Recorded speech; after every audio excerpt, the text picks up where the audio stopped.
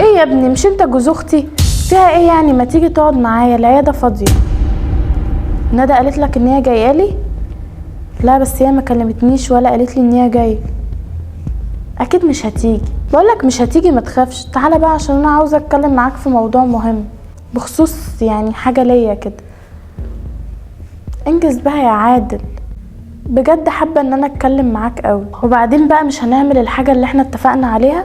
ايوه اكيد لازم نعمل كده. لا ندى مش لازم تعرف اي حاجه. ماشي، لا سرك كبير ما تقلقش. انجز بقى، انا مستنياك اهو. باي باي، مع السلامه. دينا عامله ايه؟ الحمد لله يا عادل، كله انت تمام؟ اخبارك ايه؟ تمام. كويس. عملت ايه في اللي انا قلت لك عليه؟ ظبطت كل حاجه. مش ناقص بس غير موافقتك انت. بقول لك ايه، لو انا قعدت هنا مفيش اي مشكله؟ لا لا خالص، انت